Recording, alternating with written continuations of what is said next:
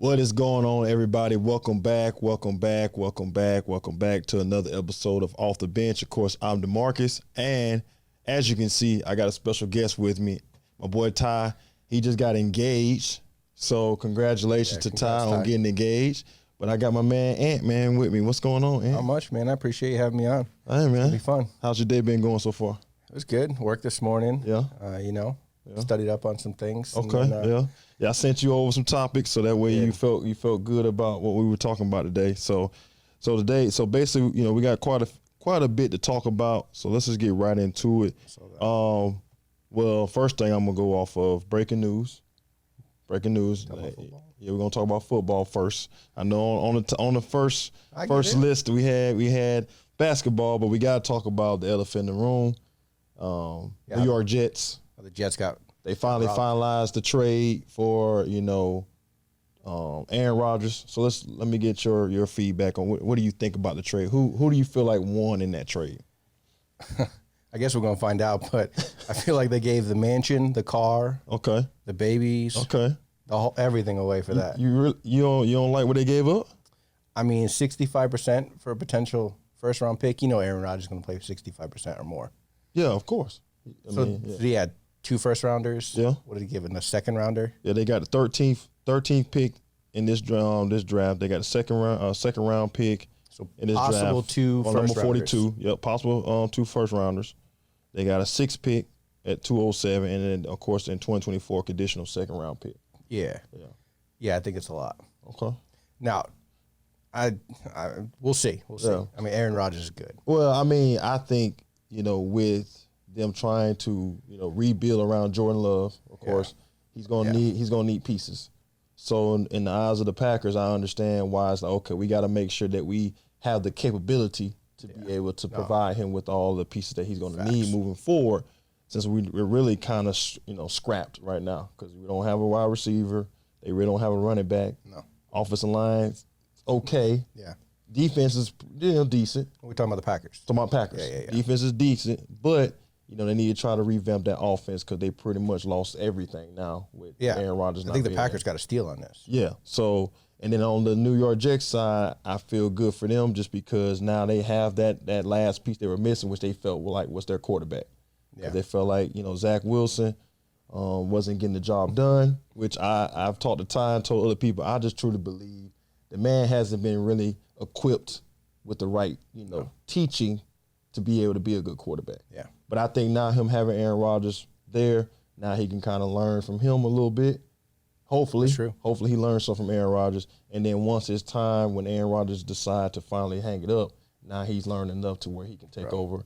How many quarterbacks see ghosts when they play teams? Not many. I haven't heard of many. So not many. So I don't know how. But like I said, I'm just glad to see that it's finally over. Now both teams can move forward. And I kind of figured they was going to get it done before the draft. Because the draft being this cold, they didn't want to go into the draft not having this situation handled for both teams. Yeah. So I think both sides. But I think, in my opinion, I think the Packers won just because of the longevity of what can happen from this actual trade versus what the Jets got through, I think 1 or 2 years they're going to have. Aaron Rodgers. I don't think they're going to win the division this year, but I think next year they'll be all right. So now that Aaron Rodgers in the AFC East, is he the best quarterback in the AFC East? Because you got... I mean, on paper, sure. Yeah, because you got him, Tua. Historically? Do I think... You got Jones, and then you got, what's my guy in Buffalo? Allen. So no, I still think Allen. I still think Allen's. I still think he's the king of that division. But then I would put Aaron Rodgers right behind him. Yeah, he's got to prove something. Yeah, because I think he didn't last year. Yeah, because last year was not his best year, but I also think a lot of it was because all the uncertainty off the field, and then of course them not starting off good. Yeah, and then they finally did start putting it together, but at the end. Didn't make it because they couldn't win the game they needed to win. No. So I just think all that going on, a lot of people were just kind of, I think they were done with the whole situation. I was glad to see that he finally came out and said he was ready to leave. Yeah, I think he was done. Yeah, so I think halfway through the season he was done. So that's why I'm interested to see, how that play out. But I definitely think he's number 2, right behind Allen. Yeah. So I think that's where we're going to finish in the division too. Okay. All right. So now let's get into basketball. Okay. All right. So let's recap so far what we've seen from the NBA playoffs, which I can tell you right now. It's been wild. Yeah. It's been wild. I mean, let's just start in the West. Of course, you got the 1 and 8 seed. You got Denver and Minnesota. Yeah. Okay. Of course, I picked Denver to kind of sweep them, but Minnesota's able to pull out a win. I don't think they're going to win another game. I think that series is over. Yeah. Okay. Now we go 2-7 with the Lakers and Memphis. I think the Lakers are on a 7 seed right now, but Yeah, exactly. I was telling one of my guys in the gym the other night, I truly believe the Lakers are better than what people think they are. Now. Yeah, I mean, you see that now even more so against Memphis, which I've always told people Memphis is not the second best team in the West, in my opinion. No, they're too young, and they play with They play with maybe the wrong word, but a thuggish.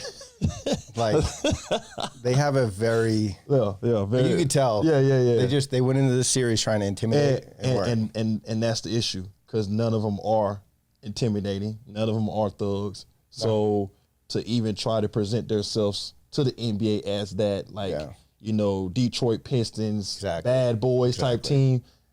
Just like Draymond Green said, you got to win first for you to even be talking that way, for people to even respect you enough to be intimidated by you. And they haven't done enough in the NBA as a whole or in the West to even talk like that. No. So then you got the 3-6 matchup, which is the Clippers and Phoenix.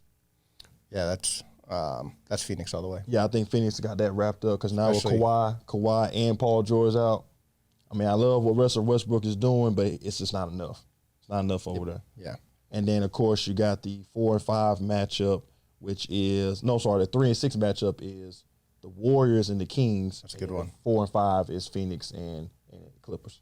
Yeah. So I think, honestly, I think Sacramento's gonna pull it off. Really? I think they're gonna pull it off. I'm gonna disagree with you. You're gonna disagree. You got the Warriors? Oh yeah. You think the Warriors has finally gotten to a place where they got their mojo back and they're going to take over the rest of the series? I think they're going to win this series. Okay. I can't guarantee anything past this series. Okay. But yeah, they've got too much talent.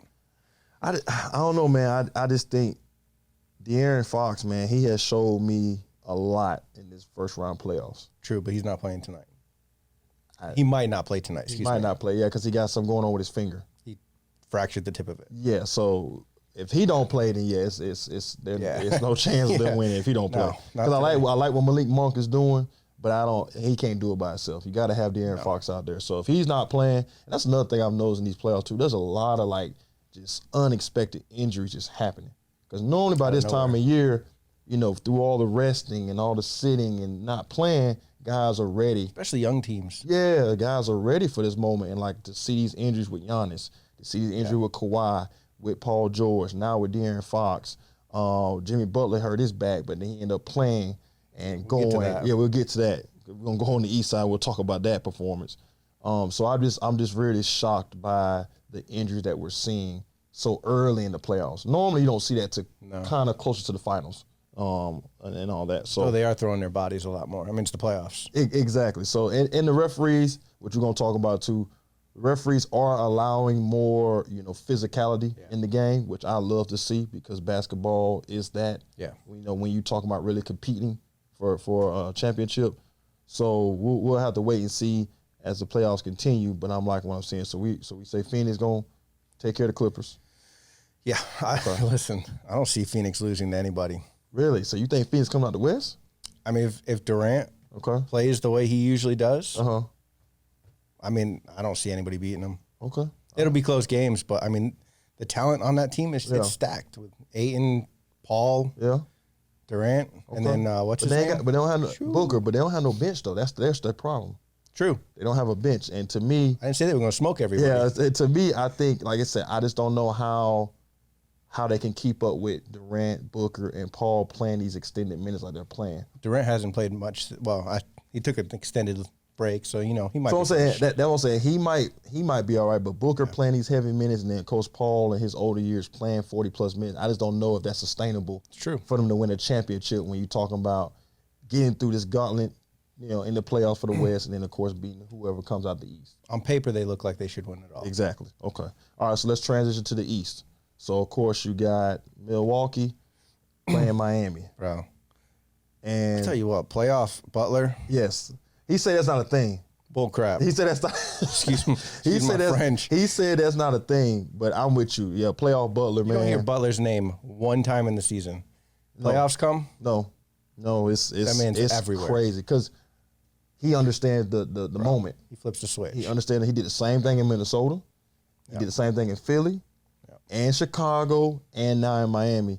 And I'm with you. Playoff Butler, man. There's nobody in the league, and that 56-point game. It's top 5 best, performance when you talking about especially scoring. Down 10 with like 5 minutes left. Just the will to carry the team to that win. Yeah. So, I had Milwaukee picked in the series, but man, now I'm like, I don't see how Milwaukee can come back and win. Yeah. Now explain to me how they are so good in the regular season, can't win in the playoffs. Yeah, it's crazy. So I think Milwaukee is done. Yeah. I think they might win one more, but then they got to go back to Miami. I just don't see them winning 3 straight games. I don't see it happening. No. So I got Miami. So then let's go 2-7. You got Boston, Atlanta. I think Boston takes care of that. Yeah, yeah, no problem. Absolutely. Okay. Then we got the 3rd seed. Philadelphia. They beat Brooklyn. So they're waiting on the winner out of Boston and Atlanta. Yeah. And then the 4-5 seed, you got who's the 4-5 seed? The Hawks. No, Hawks. Hawks is the 7th seed. Because Brooklyn was the 6th seed, and then the 4-5 seed is. Hold on, let me look and see. Just forgot just that fast. Oh, 4-5 is Cleveland Knicks. Yeah, Cleveland Knicks.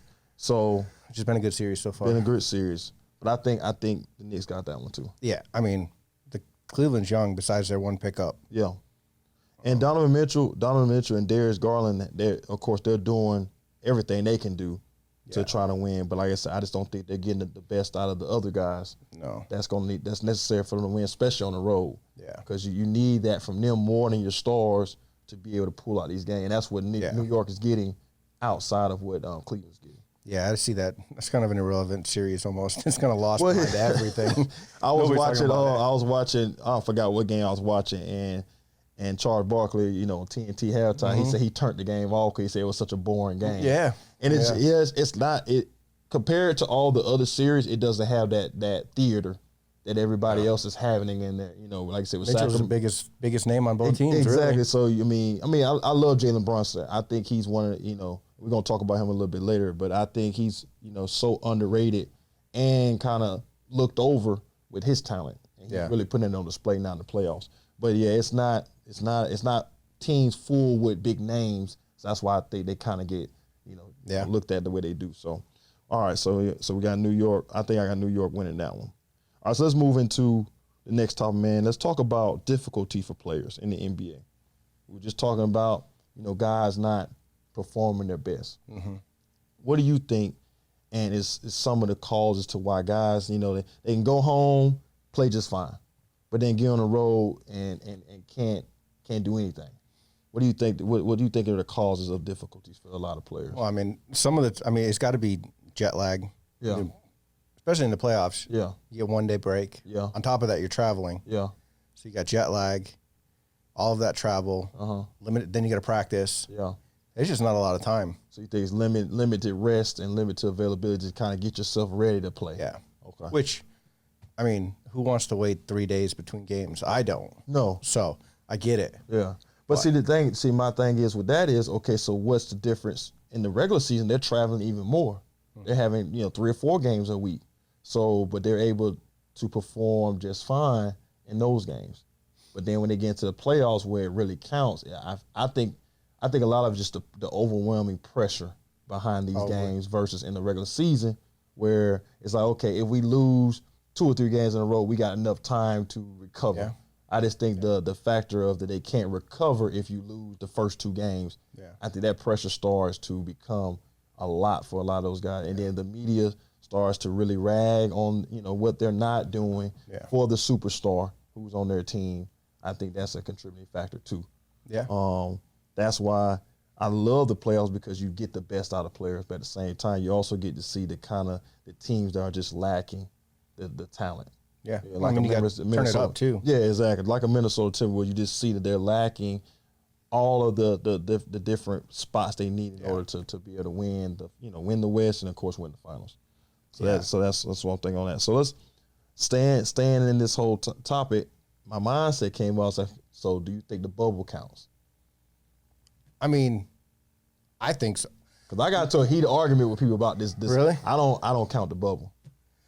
I mean, it's on paper, and yes, LeBron them won. They're champions. But the reason why I don't count it is because of what we just talked about. It's because that no travel, and then the fans, and then the whole that's true. media attack that happens. That creates the theater, creates the drama, and then the beefs weren't beefs there. Yeah. It was just glorified to me rec ball in one gym where people literally played, went back to the room. But you put everybody on an even playing field. You did. So and that's to me the better team should have won. And to me, it's like, you did put everybody on an even playing field because not all the travel was involved. There was no excuses that can be used to why guys didn't perform. Right. But I just feel like it just didn't bring the best out of what the playoffs is for the NBA, having the bubble, and you just didn't get to really see that. And now you see the difference with the travel, with playing amongst those fans, the heckling that goes on, like all those different aspects. To me, I feel like if you can make it through all that, then you are the team that rightfully should have won because you got through all of that. That's true. And honestly, it is a level playing field even with the travel because every team's traveling across the country.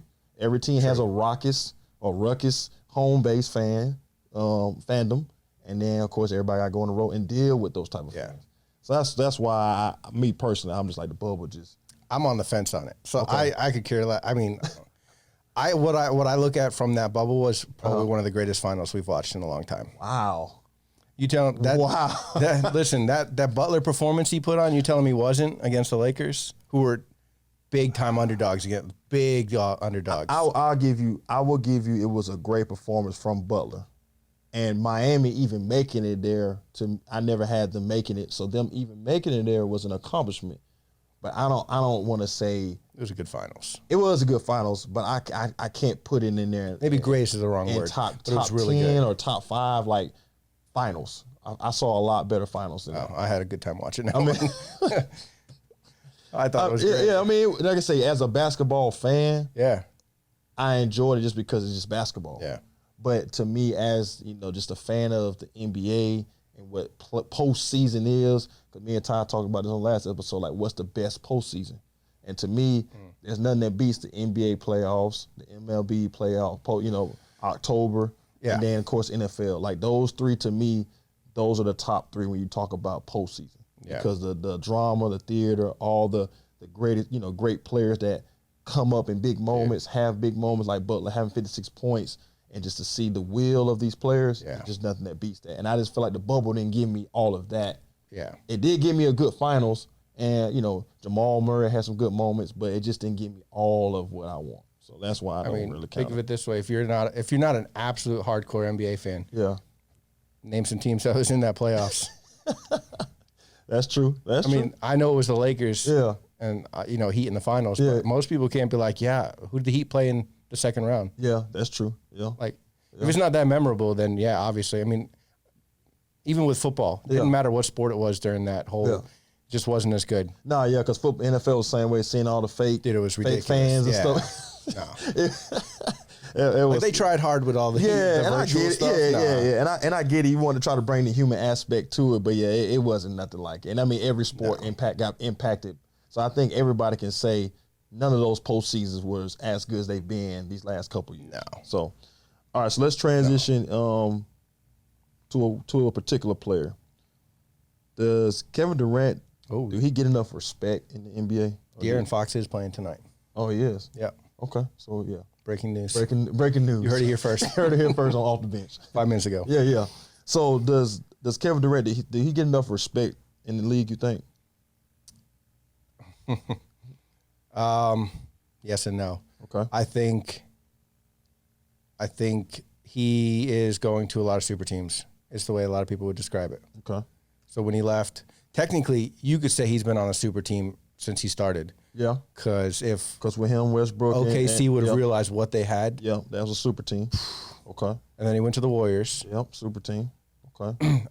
I mean, I wouldn't count Brooklyn as a super team because they didn't play enough together. No. I mean, on paper, Brooklyn was disappointment. him, James, and then Kyrie, on paper, super team, but actually, having that play out, they just didn't play enough together. Right. And I mean, now he's with the Suns. Yeah. So which people would say super team with them too as well. Does he get enough respect? Yeah. Probably not because of that fact. But is he an amazing player? Absolutely. Yeah. You can't take away a person who individually scores 25, 30 points a game his entire career. No, one of the greatest shooters ever. Yeah, I think he's one of those players that's gonna go down as one of the most skillful players to ever play. Because me and Todd talked about the top 10 skillful players to play the game, and he's definitely one, especially at the height that he is, with the ability that he commands like a guard. Yeah, and there's no way to really stop him. He's like a 7-foot guard that nobody can hold. That's what I'm saying. So like that's, but like I said, I think just like you just saying, because of the journey he's been on in the NBA, he doesn't get enough respect. No, not at all. But like I said, I look back when he was he got drafted to the Seattle Supersonics before they became OKC. Yep. And I watched him play with Ray Allen and watched him play with Rashad Lewis and that team before they started breaking that team up and then turned to OKC. And then they did draft, Westbrook and James, put them with him. And they just gave up on that way too soon. And I think they learned a lesson because now with their younger crew now, they're really taking their time on grooming these young players. Yeah. So they're not really giving up on, the team they have now. But I think that's where most of his disrespect comes from, is because everybody feels like he hasn't shown the ability to do it on his own, I guess, per se. Like, if he don't have another person next to him, then he can't do it. And that's why Dame Lillard gets a lot of flack, too, because Dame's like, man, I don't really want to jump ship and go play with somebody. I just want them to, either pick up in free agency or draft some guys that can play with me to get to that championship. So, but I think that's where KD kind of falls short, is because of that. But I can't knock him for one. I mean, I tell people all the time, it's like you go to the gym, right? Yeah. I don't want to play with some bums. No. Like when I'm picking my team, I'm like, okay, let me get that big dude. That dude look small and quick. Let me get him. So I don't see the necessary issue with wanting to play with better talent around you to be able to win a championship. At the end of the day, isn't that what you're there for? And he's got rings. Yeah. I mean, that's what it's about. It's about winning. Yeah. And I want to win. I don't want to do all this just to lose every single year. Nah. And then, like I tell people, he lost plenty in his time. And then, of course, all the injuries, too. Shoot. So, he played the Spurs in their prime. Yeah, absolutely. So, all right, let's talk about James Harden for a little bit. So do you think James Harden, I know he's not James Harden of old, which a lot of people wish he still was. Mm-hmm. But do you think James Harden still has it? Like, do you think he's still like that? As an individual or a team player? As an individual.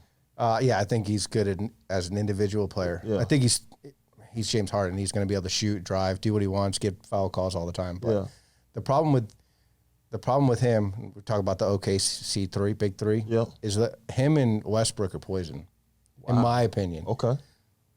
They play an individual sport on that team, and they don't go nowhere. What do they have to show for it? Gotcha. So Westbrook is definitely. So you feel like when they go to certain teams, do you feel like the level of that team comes down because of them being on the team, or you just feel like they're not able to get over the hump because they're on the team? Yeah. Okay. I mean, Houston obviously got much better before when James Harden got there. Yeah, because he was in his prime then. Now, I can't say the 76ers got better because they were a good team last year. Yeah. They've been a good team for a few years. Even with Ben Simmons there, they were a good team. Right. They were a top 3 team in the East. So I don't think they've elevated the 76ers like he's elevated teams in the past. Yeah. But I don't know how good of a team player. When he gets on the team, that's it. They don't go nowhere. There's no elevation to the level, like you say, okay, with him being there, now they're the best team in the East. Right. I would say this, also too, like I still think he has it in the sense of, like you said, he can still contribute on a high level on a team. But as for people wanting him to be that 30-point scorer, and going off and all the step back threes and like you said, drawing the foul, because now the referees don't call the game the same way for him. Dude. So he don't get all those ticky-tack fouls, so now he's not getting to the line 20, 30 times a game. Right. So his scoring is going to go down. But I definitely have liked the transition in his game because he has become more of a point guard. He needed to be all along his career instead of trying to be that, dominant scorer, be that like he was in OKC, because in OKC, the way he's playing now is how he played then. Yeah. It's like, I'm going to come in, facilitate, score at moments, and be a threat when it's necessary, but most time I'm just going to be on the floor to be that, that pool for defense so they just can't double down on other guys.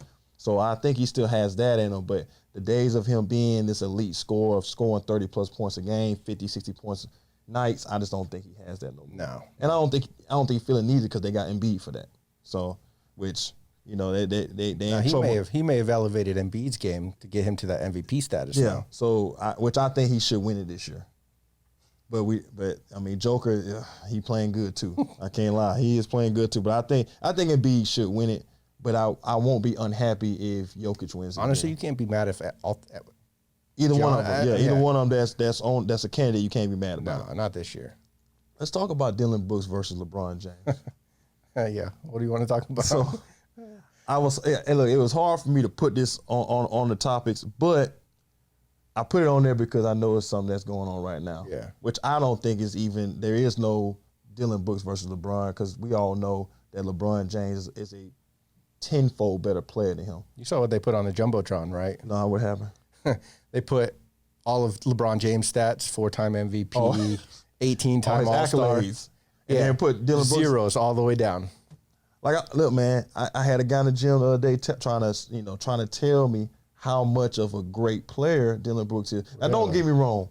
He's in the NBA. If anybody's in the NBA, please listen to me out there that's watching. Anybody that's in the NBA, they're great players because they're in the NBA for a reason. We sitting on our But couch. there's still levels, just like in any career, just like in your job, just like in my job, just like in John's job. There are different levels, even though you're in the same career. Yeah. And you're not going to tell me that Dillon Brooks, he's been with Memphis. Yeah. There's been no elevation. There's been no elevation. His minutes have gone up, but his production has gone down. No, yeah. And then, my whole thing is, okay, so you came out and said something about LeBron, and then, of course, it don't go your way, which everybody knows it's not going to go your way. Yeah. But then on the flip side, now you want to say that we're turning you, or the people or media are turning you into a villain. No, Dillon, you did that. Big facts. And that's what I love about Draymond Green, is that Draymond Green's like, okay, I'm the villain, and I'm going to play that role, and I'm cool with playing that. And then he back it up with actually winning. Yeah. So my thing for Dillon is like, okay, if you're going to play that villain role on Memphis and be the bad boy for Memphis, then you got production comes with that. Yeah, dude. So I like talking trash when I was playing sports, right? Yeah. But at a certain point, you got to know if you're going to talk trash to either stick with it or don't do it at all. And he talked the trash and then backed up. Exactly. And completely. Then also too, with the whole flagrant foul when they kicked him out because he hit LeBron in the groin. Yeah. Like, you already know, just like Draymond Green already knows, if you get caught in any type of altercation, it's going to be looked at on a different level. When you have 18 technicals in a year, like, that's what I'm saying. You already they're just waiting for you to get into it. Just say something to anybody. Yeah. So you're going to always be looked at a lot harsher than the next person. So that's why I say for him, it's like, man, look, just play and contribute to your team, but don't go poke a bear that you know you can't maintain, you can't control. Listen, the man had 20 and 20 last night. You know what I'm saying? So, like, you going after somebody that is one of the greatest to ever do it. Now, if you wanted to go at, like, D'Angelo Russell, you want to go at Anthony Davis, I can see that, because that matchup, I feel like you can handle. But you can't handle LeBron. No, he's earned his respect. You don't say unless you give me 40, I'm not respecting you. You just don't do that, man. Yeah. You just don't. And, Shaq said this the other night. He said, well, he did get 40 on you. Yeah, 20 and 20 equals 40. So he got his 40 piece on you. So you can't say nothing no more. On top of 7 assists and 2 blocks. Yeah. So I think that matchup is, of course, it's over with now, especially once they win this next game. I think they win it next game. Memphis done. I think they're going to lose this next one, but beat them. Beat them in L.A.? Just because of the travel to Memphis. Yeah, that's intense, because that's really cross country. Yeah, they're going from different time zones to Central or something like that. Yeah, so I think – it's a possible. But I feel like LeBron, he's ready to be done with this series, so they can get the necessary rest, because they're going to have to play Phoenix. Shoot, they won that game last night with, I mean, 80 only had like 2 points at halftime or something crazy. He ended up with 12. Ended up with 12 for the game. 12 points. My boy Billy Ho, I keep telling John, my boy Billy Ho, Austin Reeves, lead scorer of the team. Man, I'm a big fan of that man. Oh, I say he's my Billy Ho of the NBA right now. I'm a big fan of him. All right, so let's get into the performance awards right now that I know you mentioned earlier in the podcast. So basically what the performance awards are, these are new awards that NBA, they got new, individuals, trophies that they're passing out to everybody. Yeah. So first one on the table is Coach of the Year, Mike Brown. Did you like it or dislike it? I don't have a problem with that. I have no problem with that at all. I think Sacramento's first playoffs in 17, something like that. Yeah, and then, just everything they're doing with that team, all the greatness he's bringing out of these young guys. Yeah. You're talking about 19, 20, 21, 22-year-old guys, never won a day in their life in the NBA, and they're in a place now with a chance to beat the defending champs in the first round. I love it. I would also went with Oklahoma City's coach too as well, because of what he did with that team. But I don't have a problem. No, Mike Brown's a great choice. So then you got Clutch Player of the Year, De'Aaron Fox. So Clutch Player is basically at moments in the game where it's needed to make a big play, he always did it for that team. And he's obviously done quite a bit of that. So I don't have a problem with it. Okay. I'm just It's like you just don't feel like it's a valid award. I got you. Yeah, maybe in the next 5-10 years as this becomes big, but But right now it's like, okay, I got you. All right, so then you got Sixth Man of the Year, Malcolm Brogdon. Yeah, I don't have a problem with that. I got no problem with that one. I like that one. Yeah. Defensive Player of the Year, Jaren Jackson Jr. Bro, Memphis. That dude's a monster. Yeah. He was like almost 4 blocks a game is what he averaged this year. And then right behind him was Brook Lopez for 3 blocks. What's crazy is I don't know if you I watched some of the game last night. Yeah. Right. And I was watching him play against people like LeBron.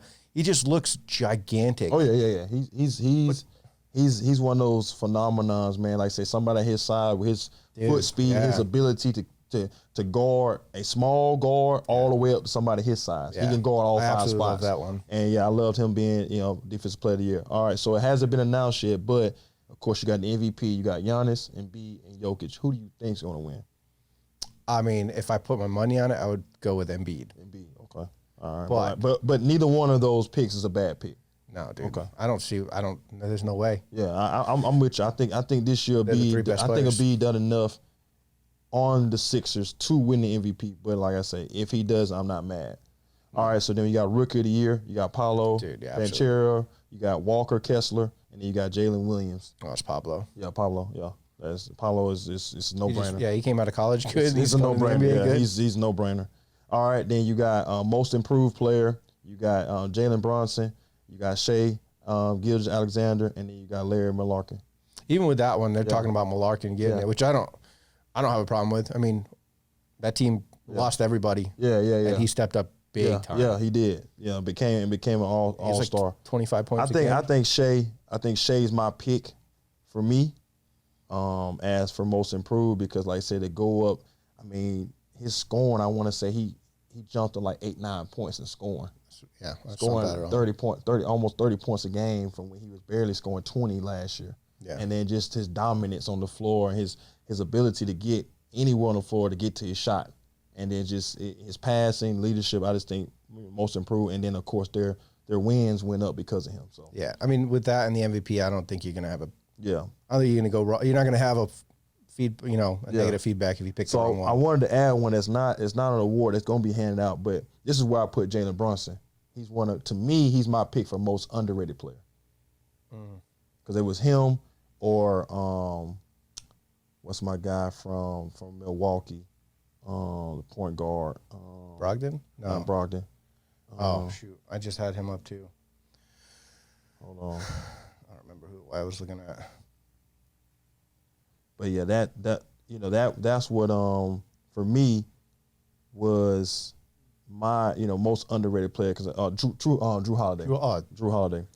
So him and Drew Holiday to me have been the most underrated players on their teams because they are kind of shadowed.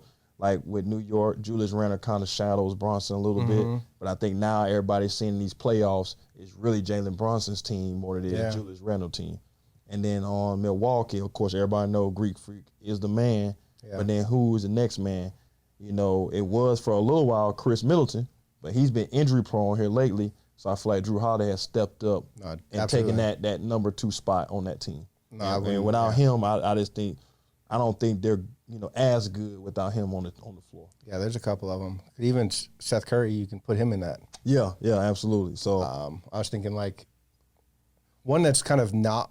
It's kind of hard, but one person watching teams who need reliability in that is Kayvon. Yeah, absolutely. Like, imagine if that dude's not playing. Who's their big man for Golden State? He doesn't say nothing. He doesn't do nothing, but he just balls out. He gets all the work done that they need. Doesn't score no points. But that's what I'm saying. So without him, you're missing a line. That's why I think you gotta have him in the starting lineup. And then I like the whole Draymond Green come off the bench because he brings that intensity that they need in that second wave. Yep. And then when you have Jordan Poole out there, he stretches the floor and gives them that spacing that they need that you can't have with Draymond Green on the floor. Because now Wiggins, he can play more of that stretch four. Put him in underrated too. You know what I'm saying? Yeah, he's underrated too. Yeah. And I think he's up there. But the reason why I didn't put him in that category just because with everything he had going on off the floor, which nobody knows what it is, people are speculating, which I don't like to do. Right. Which I hope is not what they're speculating. But with him not playing as much this year, it was hard, but I think he's definitely in that category. You could put him in. So those 3, you really could put him in there, and neither one of those are wrong, in my opinion. I'd pick Drew Holiday over all of them. He's just been Mr. Consistency. That's what it is. For how long? Yeah, for since he's been in the league. Even when he was with New Orleans too as well. Yeah, he's good. All right, so let's transition to the NBA calls, man, because it's been wild for me, man. It's really been wild, and the reason why I brought that up is because the whole Draymond Green stomp to the Joel Embiid attempted kick into the groin of a player. Yeah. Draymond Green, 100%, it was right for him to get ejected from the game. Stepped on somebody's chest. Now, of course, Sabonis, he did sell it a little bit with getting stomped on because he didn't step on him to the magnitude of everybody trying to make it out to be. But rightfully so, Draymond Green should have got ejected. Yeah. I disagree with him being suspended 100%.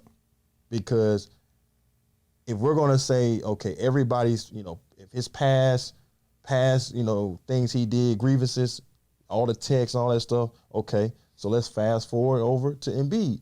Embiid has gotten texts. Embiid has had moments where he's done some dirty stuff. And you could tell he was intentionally trying to kick him in 100%. The groin. Now, on the other side, I get it. These people that are antagonizing these guys, they need to be looked at too. Yeah. Claxton walking over Embiid. Right. You get thrown out too because you're trying to incite a moment for these people to do something. But at the end of the day, everybody grown. You got to be able to control yourself. You got to know Embiid. If someone gets a good play on you, they're going to try to walk over you. They're going to, grill you. But everybody know that's like, to me, childish to be trying to kick somebody in the groin while, you're laying on the ground. And so for me, he should have been suspended too as well. And he didn't even get kicked out the game. No, which is crazy. Because they're telling us, well, because he didn't make contact, that's what do you mean he didn't make contact? I'm like, dude, he literally tried to kick the man. You can see he tried to kick him. So you have to hit him in the right part of your body to. So my thing would have been, so Draymond Green would have missed him on the stump, he wouldn't have got suspended. Right. He wouldn't have got kicked out the game. Right. And I just think the referees, to me, they have to understand it's playoffs. It's playoff basketball. Guys are going to get it's going to be more contact. Mm-hmm. Now, as long as there's no malicious intent, I feel like you got to let some of that stuff go. Yeah, that should be flagrant. Because even like with Jimmy Butler last night, dunking on the rim and kind of yanking on the rim, normally that's a technical foul. Yeah. But they let that go because they understood the atmosphere of that turnover to get that basket. Yeah. They put him up by 1. Now, do you tech him up and then give Milwaukee the momentum back from that moment? Right. That's what I feel like the calls are doing when they're throwing people out the game. Now you're suspending people. And I get it with Draymond Green going at it with the fans, all that stuff. You can't do that either. Well, yeah, that was a little. And especially with the commissioner of the league sitting 10 rows behind those people. So he's watching you as an employee, because you are an employee of the league. Yeah. Really getting into it with the customers. And you just can't have that. So I get that part. But I just disagree with the whole suspension, man. Yeah, and then you got Harden and what's his name punching people. Which I don't think Harden. I don't think it's intentional. I don't think it's intentional. I think it's one of those basketball moves like, hey man, if you're draping on me, I got to get you off me. Yeah. So I'm not trying to hit you in the nuts, but I'm trying to bump you to get you off me.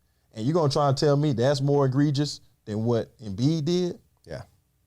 I just feel like they was like, man, we can't. No. We didn't throw him out, but we got to throw one of them out. And I just felt like, James was the fall guy. They threw him out. It kind of reminds me of the NFL. There's just officiating isn't across the board. Yeah. It's not when it comes to that. Yeah, that's what I'm saying. Like, because all year long, y'all are letting these things go. Yeah. You're not calling these things. Or you're not doing all these replays and stopping the game.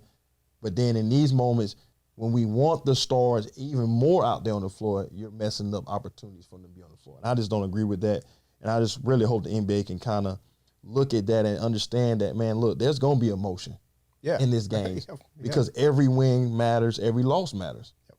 So, like I said, as long as it ain't starting no fight, guys going to bump each other, guys going to roar at each other, especially when big moments happen. You just got to let that play. Because that's, to me, that's what everybody loves the game for, is that those moments. Absolutely. You know how many times I got into someone's face playing basketball when I was younger? Exactly. That's what I'm saying. So that's why I looked at it as, okay, there's got to be there's a double standard in the league, too, that they're having issues with, is that you're looking at players' history and other players you're not. Yeah. And I think if you're going to do one player, you got to do all players. Yeah. So just I don't think they got to keep that. But it is trending in these playoffs, which I just don't like. Yeah, they need to allow more emotion. Yeah. All right, so let's talk about availability, because we did mention about some guys earlier that was hurt not playing.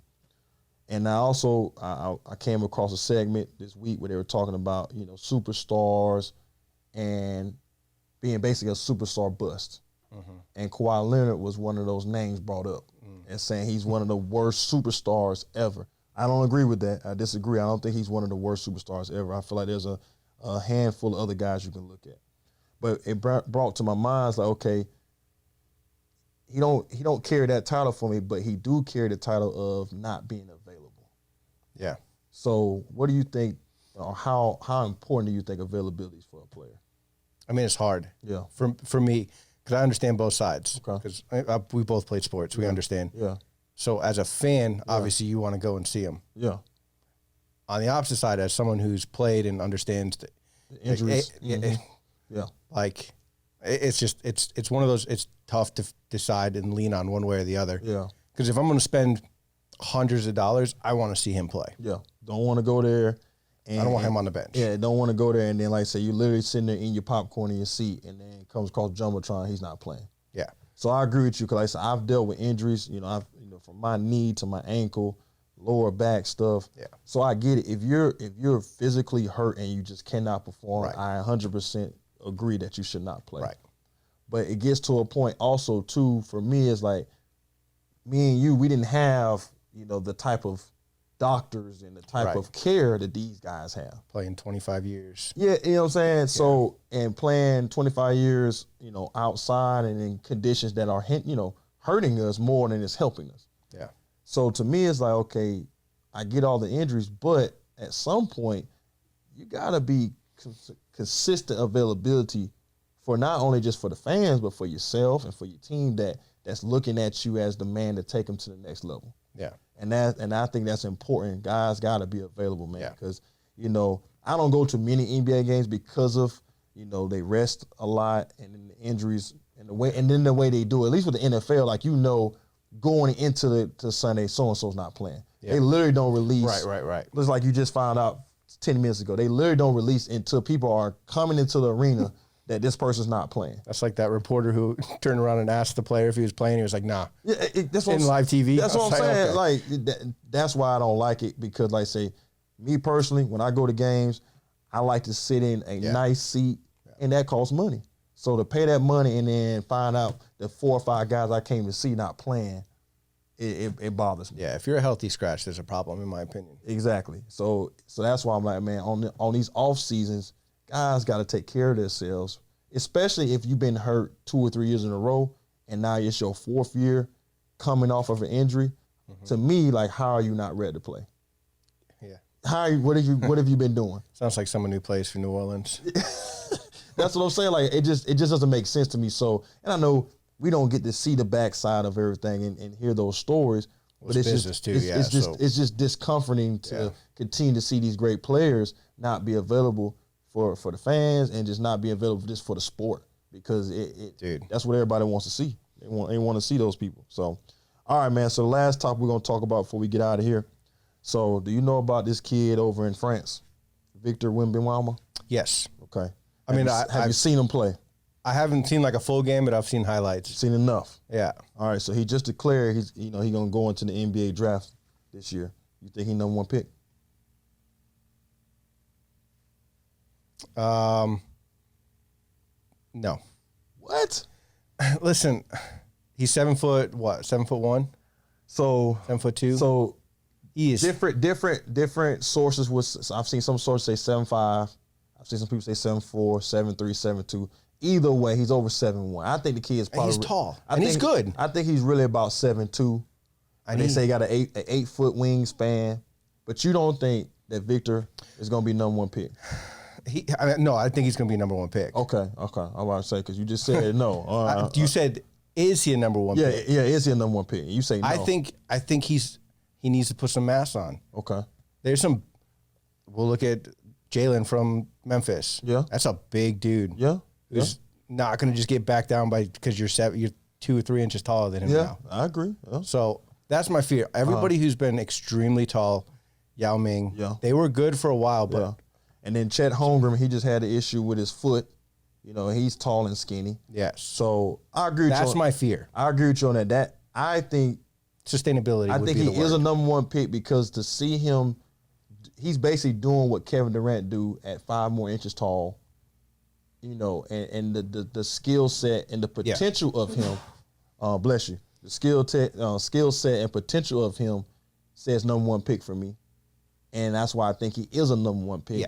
But the fear of him is him being tall and being a kind of frail body. Yeah, that's where my hesitation. In today's league, with guys like you said, like a Jalen Jackson running around, like a Steven Adams running around, who's 7 foot tall, but he's 260 and he's strong. Yeah, you're not just going to. Even Draymond Green. Draymond Green not going to just let him get where he wants to get on the floor and bully him. Yeah. So there's nobody in the league that he's going to bully, but at the same time, I just think that with his ability, I don't think that's his game anyway. So I think his ability to stretch out on the perimeter and his ability to dribble the ball, and then of course nobody can contest his shot because he's so tall. Yeah.